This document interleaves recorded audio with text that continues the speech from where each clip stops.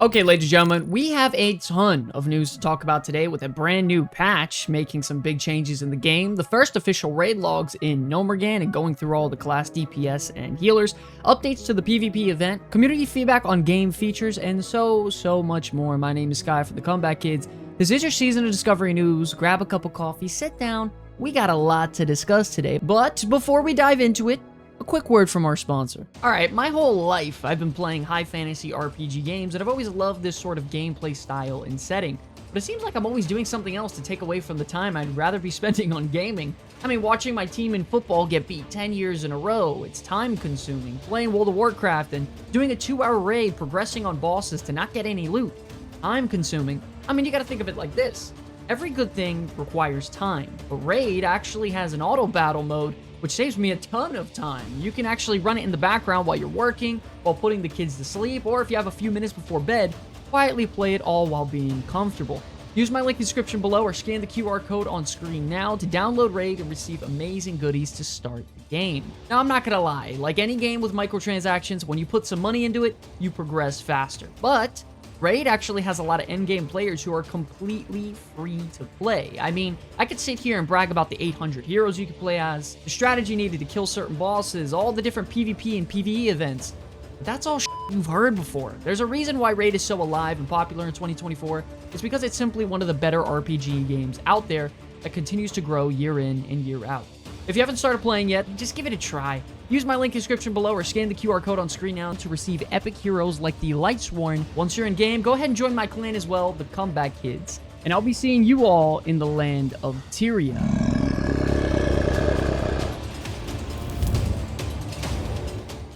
Okay, welcome back. So of course, we know the developers are hard at work and they announced that there would be changes coming soon based on all of our feedback, as they state to sit tightly, and they will likely have more news to share about initial adjustments. And lo and behold, there's a ton of new things to discuss today. Just try to remember, if you're going to the forums and trying to give criticism on the game to improve it, just don't bash the game for no reason. Trust me, the developers are working as hard as they can to try and listen and improve Season of Discovery. I know things are a little out of whack right now at some points, but think about all the brand new gameplay integrations and features they're trying to balance before you go ahead and freak out that it's not perfect 5 days into the launch. Okay, now major topic within the Season of Discovery community since Phase 1 has been about the difficulty of the raids. Now, at the launch of Phase 1, BFD wasn't the easiest thing to complete, especially Twilight Lord Kelris before the nerfs, and now that players are heading into Gnomergan, it seems like the jump in difficulty and mechanics has increased, and there are many people surrounding the forums and Reddit postings stating how hard it actually is, stating that Gnomergan is going to kill dad guilds and pug groups, emphasizing that even the first boss is pretty close to pre-nerf Kelris in terms of difficulty.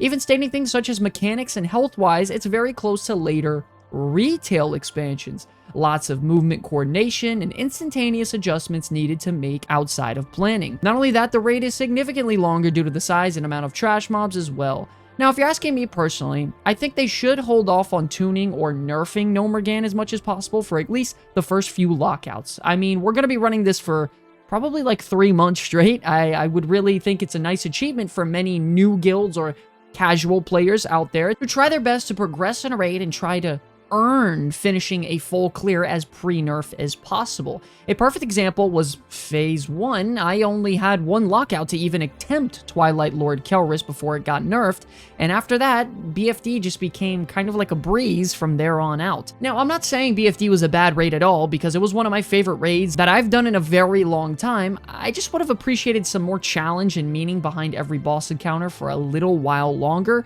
before my guild had it on farm. So what do you think, ladies and gentlemen? Do you think the difficulty of Gnomergan should stay as it is? Do you think the developers should tune it down and make it easier so that the more casual and common player can complete it? Here's your chance, ladies and gentlemen, to leave your opinion and the feedback directly to the developers inside the comment section below. So let me know what you think. Additionally, it seems that people are getting incredibly lucky with drops right now in the raid. You know, people running around with epic items and all this fancy loot. In fact, they're so lucky that they're requiring previously unobtainable mount drops in Gnomergan within Season of Discovery that have never even existed in Classic WoW. That's right, ladies and gentlemen, because the infamous fluorescent green Mechanostrider has been found in Phase 2. Players actually reported that the mount drops from Mechgineer Thermoplug, and some players saw it as a drop as a BOE and even tried selling it on the auction house. But Blizzard quickly hotfixed it and made the mount bind on pickup. Now, if you all didn't know, this mount was something people commonly requested as a color variant in Classic. It was just never embedded into the game, and now it's making a special hidden appearance inside of Season of Discovery Phase 2. So that's really, really cool stuff. Okay, ladies and gentlemen, so now that the first lockout of Gnomergan has officially been wrapped up, it looks like we have enough data and information to do a little bit of a deep dive in the first official raid logs of Phase 2, which is a huge, huge deal, by the way. Kicking things off with the DPS logs, to a massive surprise, Melee Hunter is by far the best melee physical DPS in the game, but even more surprisingly, they're number 1 DPS in the game overall by nearly 15 points on the scoreboard, with the second closest actually being Shadow Priest, which is even another big surprise. I'm gonna be honest here, Hunter's incredibly strong right now, and Raptor Strike's damage is very, very high with the amount of reset procs that you actually get. So honestly, I could see some tuning happening to Hunter very, very soon, so don't be surprised if that's something that happens. But to be honest, ladies and gentlemen, are we really upset that the only pure DPS class inside of Season of Discovery is number 1 of the DPS logs? I mean, I don't know about you all, but if a class that can only deal DPS isn't in like the top 3, that just simply doesn't feel like good design of the class. So personally, I advocate that Hunter should always stay near top 3 throughout Season of Discovery, so hopefully that is the case. Additionally, Shadow Priest, Fire Mages, and Destruction Warlock are all performing incredibly well compared to all the other classes in the game right now, and are just a small tier below Melee Hunters. Shadow Priest mana problems are almost non-existent, with an engaging and super fun, hard-hitting rotation. Fire Mage has a little bit of a boring rotation by just simply spamming Scorch and praying for a hot streak proc, but their damage is amazing nevertheless. Destruction Warlocks didn't get any super flashy runes this phase, but boy oh boy did they pick up right where they left off last phase, where they were previously the number 1 DPS caster in the game. So overall, all these 3 specs are in a phenomenal spot, and are looking to continue to grow as the phase goes on and continues when they acquire more spell power and spell hit gear. So if you're playing any one of these specs, hats off to all of you. You're going to be kicking butt for the next few months. Moving on to the tier below that, we have Arcane Mage, Elemental Shaman, Balanced Druids, and Rogues. Now, Arcane Mages with their new Missile Barrage and Spell Power runes leaves them a super simple cookie-cutter rotation that's effective and strong, and they're performing really, really good right now. Tons of ways to cast free mana abilities and spells, and they deal loads of bursts whenever it's needed. Now, you have Elemental Shamans also with their short cast time on Lightning Bolt, Chain Lightning now, the damage multiplier for their critical strike damage, Lava Burst hitting like a truck. They do have some heavy RNG runes like Overload and Power Surge to give massive damage boost out of nowhere, but they also bring some of the most utility in the game with all their totems. If they do keep this up, Elemental Shaman can very easily be an A+ tier spec. Balanced Druid is performing exceptionally well right now as well, while bringing some of the most utility in the game with Rebirth and Innervate, but they did see some nerfs, which we will be talking about a little bit later. If you want to talk about one of the easiest rotations in Season of Discovery, there's no way you don't bring up the Assassination Rogue. I mean, you mutilate, keep up Slice and Dice, and Envenom and 5 stacks of Deadly Poison. Simple as that, and you'll deal massive damage. I do think that Mutilate is fine in terms of raiding and boss fights in PvE, but I do think it does need some tuning toward PvP and should have some sort of effect where its damage is reduced toward players by maybe 10 or 15%. That way you don't just get one-shotted by a rogue out of nowhere. Then moving on, we have the C-tier specs that could use some work, other than Warrior, of course. Let's be honest here, ladies and gentlemen, Warrior is going to be fine in a few weeks. This is the same thing that happens in every phase of World of Warcraft history, where Warriors start off really, really slow and low, then end up being the top DPS in the entire phase. We all know it's going to happen, so if you're a Warrior player, be calm, be patient, your time is going to come.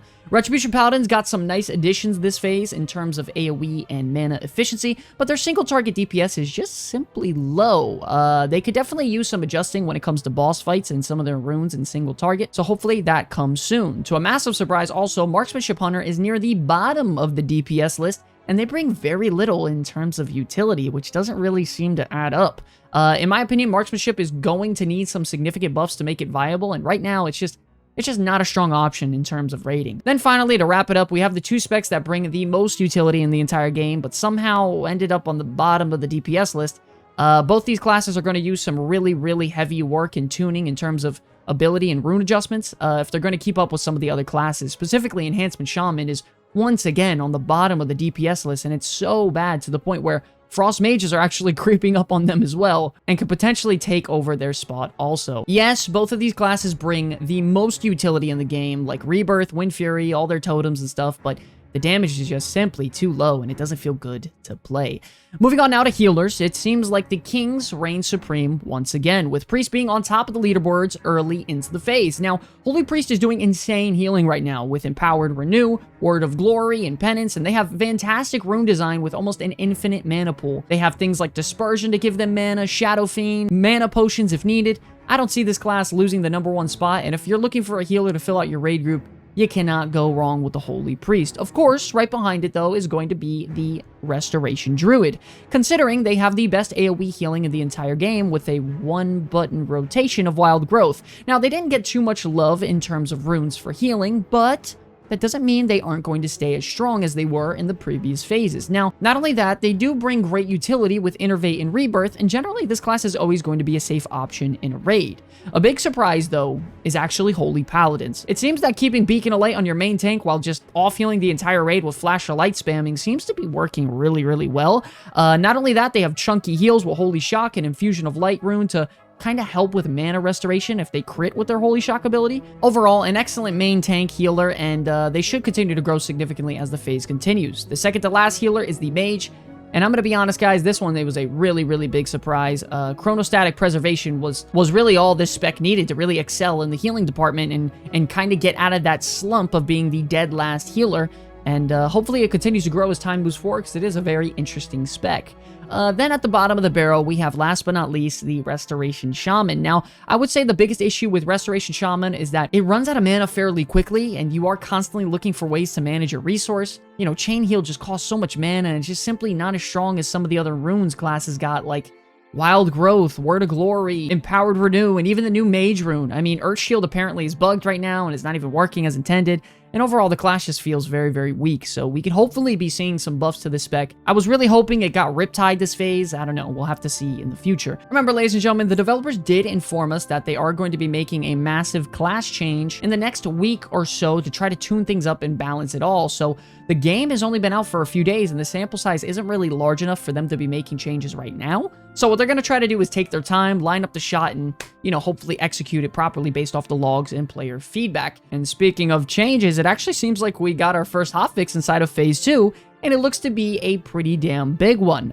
First up, with some minor tweaks, they are fixing some of the Shaman quests for their rune from Maelstrom, tweaking some bugs on the Spark of Inspiration world buff to increase healing, and changing the Lesser Arcane Elixir to now being bind on pickup. Not really too much to say about all that stuff. Diving head in first into the biggest change, it's going to be coming from Druid on the Star Surge rune actually being nerfed, and the base damage being reduced by a whopping 35%, as well as the benefit from bonus spell damage reduced by 43% as well. Now, this is a massive nerf to the ability overall, and the damage was definitely noticed after the hotfix was implemented, but you gotta understand, previously players were getting hit anywhere between 900 and 1.2k crits to now on average being hit anywhere between 250 to like 500-ish. I'm gonna be real, I do think the nerf was a bit too hard, so hopefully they pull back on it a bit. But however, they did implement something phenomenal for Balanced Druids to help integrate some more engaging rotations in terms of PvE encounters. Star Surge will now provide an effect that increases the damage of your next Starfire by 66%, which is really great in terms of gameplay rotation. So to sum it out, Balance got nerfed pretty hard in terms of PvP, but the gameplay rotation and their Starfire nuke is probably going to start coming into play now. We're going to have to see how this affects the raid logs as well within the next week or so hopefully it's not too bad. For Paladins, they finally fixed Sheath of Lights, where the spell power proc is now going to be correctly activated by melee attacks, and they fixed a rune quest for Shaman when they're trying to acquire their Maelstrom rune additionally. Now, it seems they are considering making more and more Stranglethorn PvP event changes, and honestly, I'm all for it. I think it needs a lot of improvement, and there's a lot of room to grow, so let's get into it. They stated that the players who resurrect in Stranglethorn for now become invisible and immune to attacks during their respawn duration. This also allows them to mount up and move to another location to reset with their group, or even reset alone if that's the way they're going to play. The duration of that immunity was reduced from 60 seconds down to 20, and as you can see on top of your head, it has a visual effect to let you know it's still active. Now,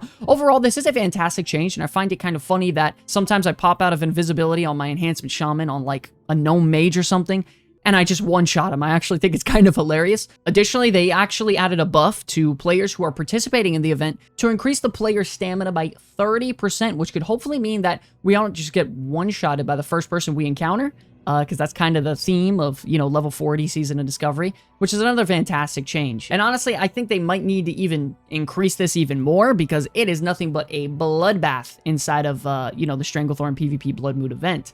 I don't know about you all, but I absolutely think the event is just madness, and I think it's really, really cool. But hopefully they just continue to improve it and make it better, because I know for a fact there are plenty of ways they can improve upon it, because it's far from perfect. Just try to understand they are making changes every other day toward the event and every other thing that's going on in the game right now, and it will take some time. Additionally, they're even making changes to availability and layers in the open world, stating that they are making minor tweaks to layer population numbers, which hopefully will spread players out across more layers and make the world still feel full, but not quite so overpopulated in questing areas. They wanted to emphasize that this is going to change and that less populated zones, such as lower level areas and cities, may feel more empty than they otherwise would. Now, they stated that it isn't ideal and it's not a long-term solution, but it's a stopgap while they investigate other ways to solve it. Hopefully, this doesn't take too long, because I don't know about you all, I don't love the idea of the world feeling a little bit, you know, less full. I think it's fine competing for mobs with a bunch of people. I'd rather do that than,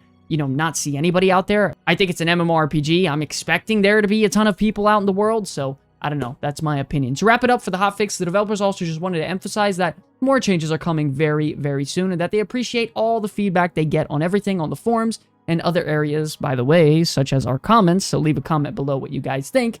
And just like that, ladies and gentlemen, it seems that we are at our community section part of the video, where we take your opinions and comments from below in our comment section, shout them out, and discuss them. So if you have something to comment about Season of Discovery so far in Phase 2, let the developers and the players know about it in the comment section below so we can highlight it. Starting off with Evoke stating, concerning the full caster comp for the world first Gnomergan, keep in mind that it was also their comp for a quick level 40 rush. That's just 2 caster cleaves who was just blasting through SM together. Now that is true, but however, right now, currently, 6 out of the top 7 DPS classes inside of Season of Discovery are caster DPS. So honestly, other than that melee hunter, it seems like the best way to run Gnomergan efficiently is just stacking as many caster DPS as possible, which is the complete opposite of BFD, which is really quite interesting to see. We might actually have a DPS like caster meta on our hands, which is going to be shaking things up in the community. I'm interested to see what you guys think about that. We also have Portal Runner talking about ways to counteract getting one-shotted in PvP, stating, I prefer the health boost. Damage reduction made PvP into a heal battle rather than a PvP battle.